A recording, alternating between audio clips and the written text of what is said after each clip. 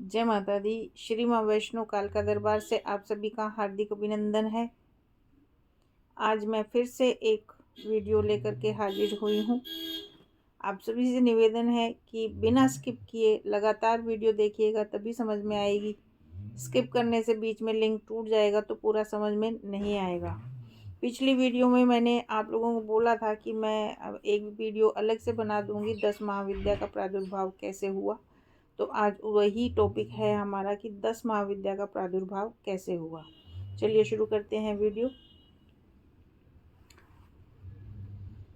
दक्ष प्रजापति ब्रह्म के पुत्र थे, ब्रह्मदेव के पुत्र थे दक्ष प्रजापति। और जो सती माँ थी वो उनकी दत्तक पुत्री थी, जिन्होंने तपस्या करके शिव को अपना पति बनाया। लेकिन जो दक्ष थे उनको शिवजी की जो जीवन शैली थी वो बिल्कुल भी पसंद नहीं थी। वे शिवजी को बिल्कुल पसंद नहीं करते थे।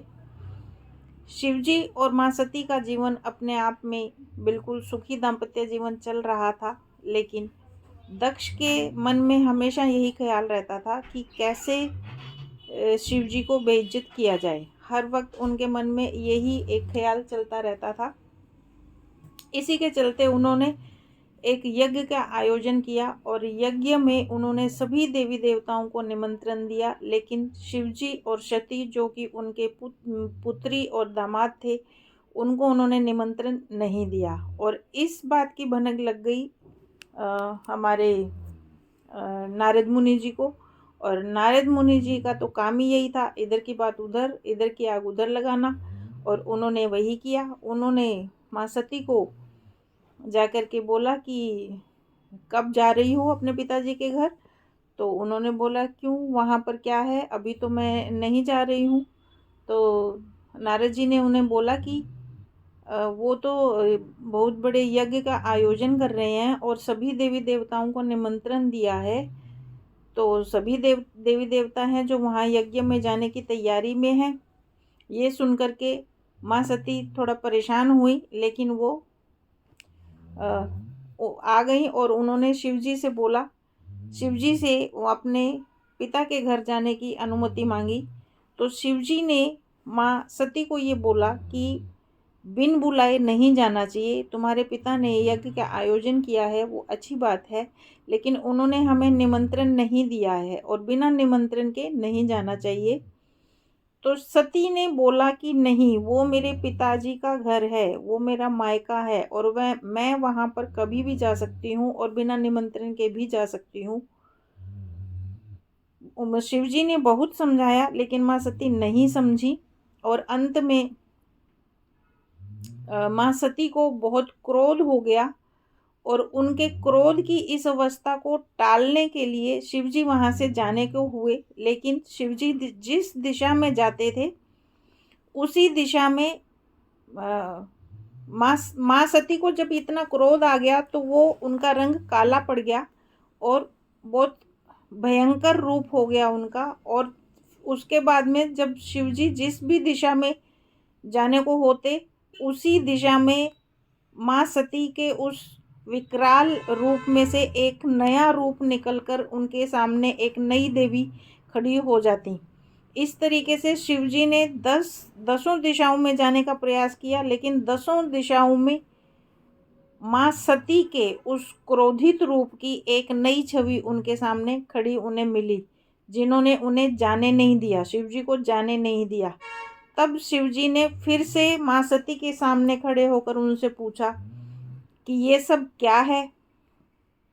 तो माँ सती ने बोला कि ये सब क्रोध के कारण मेरा ये रूप ऐसा काला पड़ गया है और ये सब मेरे विकराल रूप हैं, मेरे क्रोधित रूप हैं जो हर दिशा में आपको खड़े हुए मिल रहे हैं। इन दसों दिशाओं में जो 10 देवियों का प्रादुर्भाव हुआ है, जिन 10 देवियों ने आपका रास्ता रोका है, वे सब मेरे ही रूप हैं। और अंत में वो सब 10 के 10 माँ सती में जाकर के मिल गए और फिर से वही माँ सती उनके सामने खड़े हुए मिली।